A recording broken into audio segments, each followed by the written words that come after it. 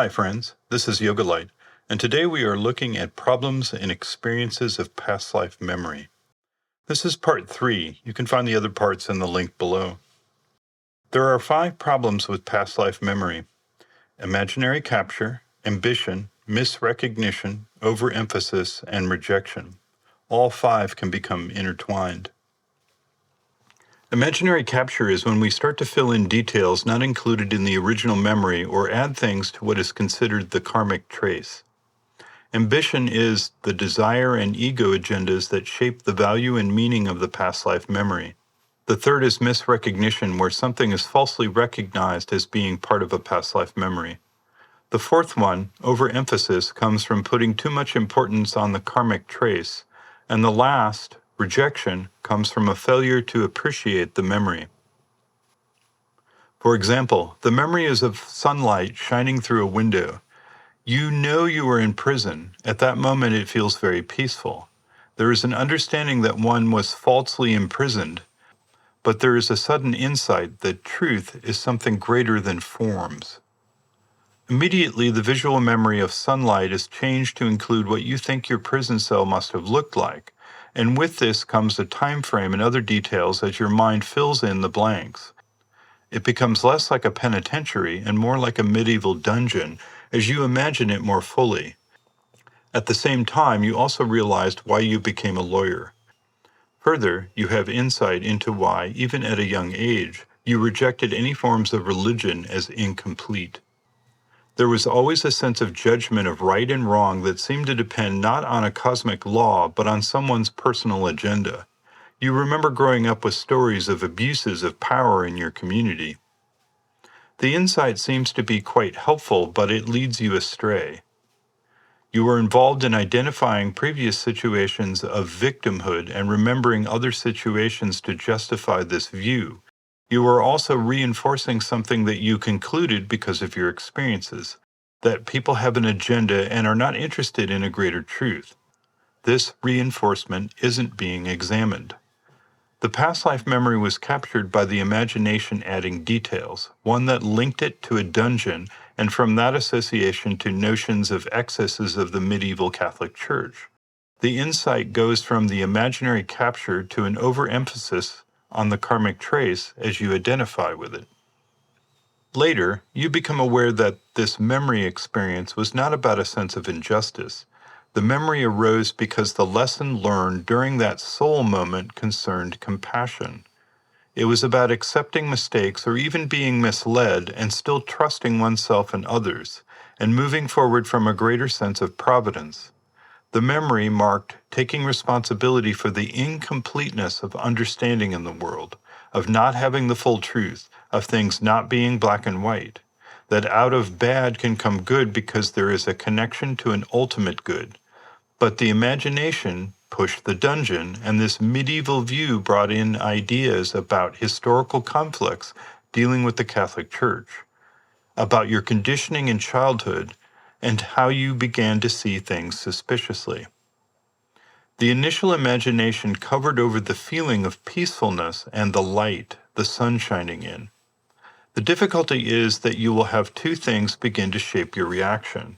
One is the imagination will assign all sorts of details that can lead you astray and that you will invest in. The second is that the karmic trace also becomes distorted and you can use it to redefine yourself. You move from an insight that goes beyond appearances to creating a new identity with your circumstances and miss the karmic lesson or touch of the soul. Usually, when we are sincere, even when we distort or lose insight, it is temporary. An event will happen that will make it more visible and lead us to see it more fully. The past life memory arose with a purpose. The feelings of elation or peace that happen with such experiences are closer to the truth than the karmic trace of old memories in your present life. Often the energy of such experiences will take time to transform you. It can take days and weeks or longer before the real change the experience caused will become visible. These transformations are of 2 types. The first is a course correction. This is when some wrong view has established itself and needs to be corrected. This is a type of purification. The second is a step up, Our awareness and power of being have developed, marking a step forward. This is a type of perfection. Purification may bring up more of the karmic trace, and old stories will disappear or be reappraised. Perfection will keep expanding, and new insights come, and the karmic trace is not the focus. We will return to this when we look at the goals of yoga. For now, let's remember, it is difficult to separate the witness consciousness from the outer stimulus of the senses, to get quiet. Even when we get quiet, we have the habitual mind still turning. Eventually, we arrive at a place where we have established a peaceful witness undisturbed by our outer world. We want to go further and perfect the instruments of our incarnation, but by investing in bolstering your identity with your past as defining you, you lose touch with the real self. It is good to remember that you are not born and do not die. The real you is beyond time. You exist in infinity, but your karmic chains begin and end. You have many layers of being affecting your perception, but you are seeking the knowing parts of the higher consciousness, the deeper parts that see the true action. Past life memories are formed by a process where our real or higher self is present. It is that connection we want to gain, not be carried astray by what we once wore. The second problem is ambition. This is where you seek to use the past life memory to fit an agenda. For instance, you have the intimation that you were a musician, which produces the urge to recapture that former ability as some ego power. Other issues can creep in because of this desire, for instance, esteem problems or things that are part of your conditioning from childhood. Perhaps your parents actively discouraged you from music. You are likely to get caught up in desire and ambition rather than being able to let the memory experience speak to you. It is good to remember that your present life may have experiences that led you away from old momentum from the previous life for you to follow a new line of development. A cliché ambition is the desire to find out you were somebody famous from history or a leader of society, but it can also be a skill. This has more to do with the ambition and desire to be someone, the need for recognition. One can use the experience to represent oneself. It is good to look at how you use your past now. When we are younger, we usually have stories that represent us. I did this. We also may have things like degrees that we use to position ourselves in society. We may tell stories about disasters, harrowing escapes, or famous people we have met. Having a memory and another identity, or the idea of the experience itself, may be seized and treated like some other story we tell. It is good to reflect upon the idea of countless lives. There are forms of consciousness that one has moved through in one's climb through human forms. I will detail these later in a later video, but it is sufficient to say that almost anything that can be measured as an accomplishment you have already done at some scale. You no doubt have raised a family. You have been rich, poor, a warrior, a servant. You have been a leader, an artist, a hero, a villain, a person of knowledge, and someone who is impaired, sick, or dependent on others. These may have been in small forms in a village or part of a larger social formation, but the essence of all these roles has been lived through. The other side of this reflection is remembering the goals within your yogic practice. I will go into these in the last part of the series. The third problem is misrecognition. This is where you think it's a past life memory, but it is not. When I was young, a friend and I used to hypnotize each other and go into trances. We were sometimes able to gain insight into events. A few were precognitive, but most ended as metaphorical representations or dream language formulations of our focus in the trance. The difficulty with these things is that they contain useful things and noise. It depended less on the depth of trance and more on the person's receptivity in the trance. A strong desire in our receptivity declines. Things are bent to satisfy the desire. With desire, other things can creep in, such as doubt, insecurity, fear, and anger. Later, I became aware of how to do trances spontaneously without the need for hypnotic induction. There are various techniques for this, and it can be described as intuition or talking to a different part of the being, even a different side of the brain, the visual side. Some people develop this and find it quite useful. Sometimes people don't develop their visual side and symbolic perception and take everything literally. When I used to teach trance workshops, this was a common occurrence. Someone would have an experience, and to me and others in the workshop, it was obvious what it meant, but to the person it was nonsensical because it wasn't a literal answer. So I knew a woman who quarreled with her husband over repairing the privacy fence in the backyard. She used a quick trance technique and received an image that gave insight into the argument about the fence and the underlying issue. She had been a neighbor to her husband in a previous life, and they had disagreed on the property line. She would talk about past lives like this all the time. These were not past lives, not memories, but recast metaphors. Past life memories are generally very memorable due to the energy and explanatory power that comes with them, the aha moment. Or they linger and keep returning. This recurrence or insistence of an idea, even when nothing of the original experience is remembered, is based on the insight. Other things like the imagination or aspects from one's subconscious rarely have persistence over a lifetime. They have little consequence beyond an immediate situation or problem and are often quickly forgotten. Most misrecognition problems come from belief rather than insight. She believed in past lives, which formed part of her self-definition as a person with access to them. The other problem with misrecognition is that the information the woman received from her technique may have been valuable to her. She was able to use it for good purpose, using it pragmatically. It helped her. So the goal would not necessarily be to argue or dissuade her, but to see why it was useful to her and why you encountered that person and situation in your life. There is no shortage of creative people in the world for drama. People create novels, movies, shows, video games, comic books, and the list goes on, a list which is about 7% of the U.S. economy by GDP.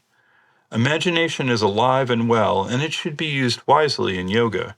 Imagination can have an intuitive aspect, where it is right but not accurate in details. It can carry a truth force. Another misrecognition is the parental subconscious. This has several layers and consists of habits and personalities, roles, preferences, beliefs, ideas, and conditioning that come from our parents. There is also a subtle component. The worlds of the mind to which our parents are connected are transferred to us. Families tend to divide up various aspects of the parents among the children. You can say a child is like their dad or mother, or you get that from your dad or mother. Strong gender roles tend to be conditioned in children, but these have grown more diverse. The family forms a system of roles, and the personality is spread out across the family members. This becomes misrecognized when one parent's strong desire or attachment is transferred but doesn't have much expression. For instance, if a parent is strongly attracted to horses, but when they got married and had a family, they gave that interest up. Even though the child doesn't experience parental involvement with horses or even know about their parent, they can be drawn to horses. This may seem like a hidden theme. I have always been drawn to horses, but I was never exposed to them as a child. For another example, a father participated in World War II in the Navy and always wanted to be posted to the submarine service, but was not chosen for that duty. The child and later adult may have a special interest in submarines without a clear reason.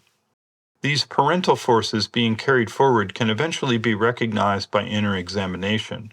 As awareness and self-knowledge deepen, one can sense their source and recognize the difference between something linked to one's spiritual growth and forces which are part of the family nature. There are many issues that one finds from studying upbringing. Issues run in families, sometimes swinging from one extreme to the opposite like a pendulum from one generation to the next. The ability to see and recognize them indicates the mind is receptive to a spiritual influence. One is the theme from a past life, and the other is the transfer from the parent's subconscious. The fourth problem is putting too much importance on the karmic trace. This is overemphasis. This problem concerns the mental framework we use to help us gain self-knowledge. Self-knowledge comes in three types. The first are things that we have learned via education concerning psychology. The second are things we have discovered about ourselves through examining our experiences and seeing our habits, reactions, conditioning, our natural tendencies and traits. The third one is based in intuition and the things we come to realize about ourselves. The goal of yoga is to know the self, but what is meant by that goes far beyond anything we normally experience. We will deal with that more when we look at the goals of yoga. If we have built up knowledge from our personal history, we will have a story about ourselves, which is the basis for our karmic trace. A past life experience represents some important moment in our soul's development where we became aware and capable. These things are related to our sense of identity. For instance, by being a tribal leader, we may have learned how to have an expanded sense of self, putting the tribe's need beyond our own or our family's. This larger sense of self was part of our evolution. But the karmic trace shows us the influence of the past life on our present life. We can see how it fits together. This can be useful, but it can also be a habit. So we get caught up in redefining our story with the new insight. This can be a problem if we use it only to analyze our past. The memory becomes new material for our existing mental framework. We get stuck in the known. At one level, this can feel like we are accomplishing something and going further. The past life memory gets reduced to something that reinforces our story instead of allowing it to expand our sense of what we are. For instance, I knew a woman who grew up with a mother who was mentally ill. Her mother was often high functioning when on her medication, but she stopped her treatment several times, leaving my friend responsible for her mother. This having to suddenly be an adult left a habit of not trusting people to be able to do things. This made her micromanage everything, fulfilling a need to be in control. My friend was aware of this and had been working on this problem for many years. A past life memory would have been immediately looked at in light of this story about herself. The question would not have been about the past life, the realization. It would have been about, how does this fit into my story? Past life memories can easily be reduced to therapy. Experiences can be induced that are really about reinforcing some attempt at self-help and lose much of their real value. We only value them to cure a perceived neurosis. Psychogenic causes for illness, for instance, where someone's illness is related to types of unsolved emotional issues, can lead people to search backward for the origin of the problem. However, the goal of yoga is not to find the cause in the past, but to move forward and develop. We don't need to explain mistakes, we need to correct them. And we are searching for something beyond. We should find progress, not balance. We should find expansion, not be fixing. It can be useful to see why something was caused, but only if it gives a distance from it for making changes. If we lose sight of the goal, we can reinforce the identification and attachment to the problem. I am this way because of this problem, which is caused by this experience. The past life should instead show us that we were more than we appear. What we are doing and experiencing is not a raw reality, but a construction by the mind out of appearances. Most psychological changes have their basis in recognizing the pattern in real time and making different choices, choosing to react differently, and this happens when you see the world differently and new possibilities appear. We want to be directed by the higher consciousness, not our inner therapist. The fifth problem is rejection. This has to do with not being prepared for the experience of a past life memory. The main reason for this is the lack of receptivity. There are four basic causes. The first is a moral rejection, where the person judges the experience as bad. This can be from a philosophy that rejects experiences as distractions and fears self-aggrandizement. They can also be attached to being morally superior to all such experiences. I don't need that because. The second and third are due to doubt. The second one is a mental demon that has to fit everything into their ideas. Any intuition or experience needs a rational explanation or is viewed as an animal instinct to be rejected. The mental ego is the judge of all things. God is fine as long as he proves himself. The soul and higher knowledge are above the mental power and cannot be reduced to reason, nor can you use physical sciences successfully to examine subtle things. The third is doubt because it is a new experience and it is natural to doubt. Skepticism has three types. One tries to control the thoughts of others. The second is a kind of habitual reaction of judgment. You always take a skeptical view. And the third seeks truth and has a measure of self-evaluation. If you have self-doubt and this causes you to have a deeper examination, it is good as the experiences challenges you to expand. A past life memory experience will eventually sink in. Another problem with rejection and doubt is the person who has an experience, usually any occult experience, not just past lives, where they have no foundation. Without a frame of reference, they are bewildered, freaked out, sometimes deeply afraid, sometimes thinking they are mentally ill or possessed by the devil. When they seek answers to what happened to them, they are caught in a battle between their ego and the new experience.